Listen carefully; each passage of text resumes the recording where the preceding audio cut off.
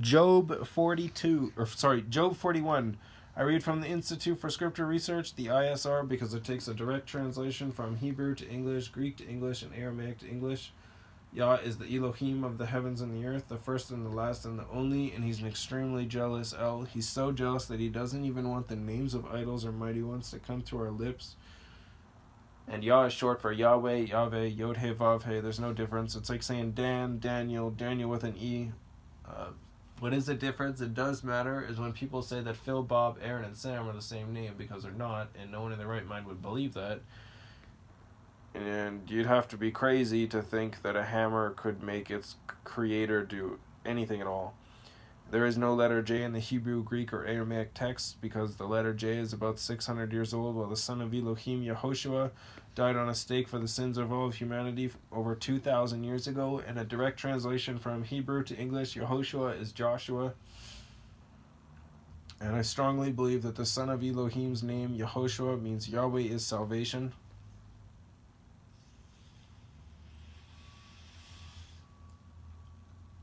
Would you draw out Leviathan, Liwiathan, that's Leviathan. Would you draw out Leviathan with a hook, or snare his tongue with a line which you lower? Would you put a cord through his nose, or pierce his jaw with a hook? Would he keep on pleading with you? Would he speak softly to you? Would he make a covenant with you to be taken as a servant forever? Would you play with him as with a bird, or leash him for your young girls? Would trading partners bargain over him? Would they divide him among the merchants? Fill his skin with harpoons, or his head with fishing spears? Put your hand on him. Think of the struggle. Do not do it again. See, an expectation of him is disappointed. He is laid low, even at the sight of him. No one is so foolhardy to wake him up. Who then is able to stand against me? Who has given to me first, that I should repay him? Under all the heavens that is mine. I would not keep silent concerning his limbs, or his mighty power, or his fair frame. Who shall take off the surface of his skin? Who approaches him with a double bridle? Who shall open the doors of his face with his frightening teeth all around? Rows of scales are his pride, closed up a binding seal.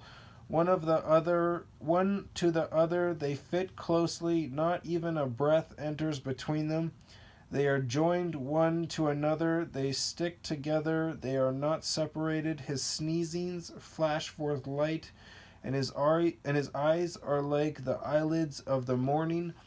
Out of his mouth goes firebrands, sparks of fire shoot out.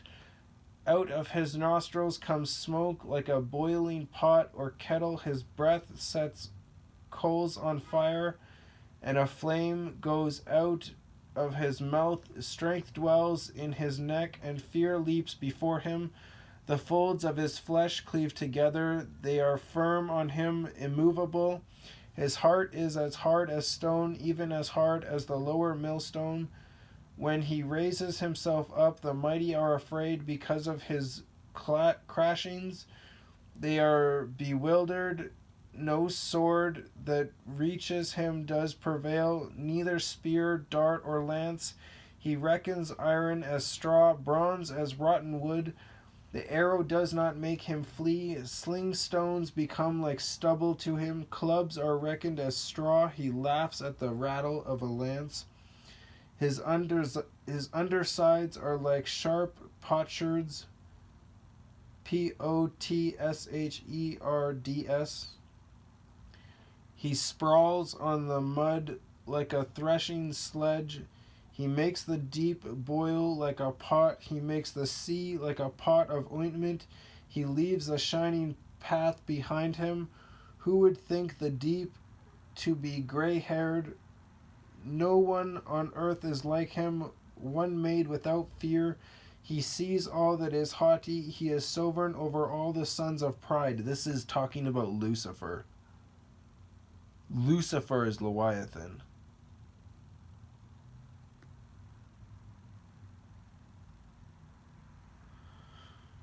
Wow.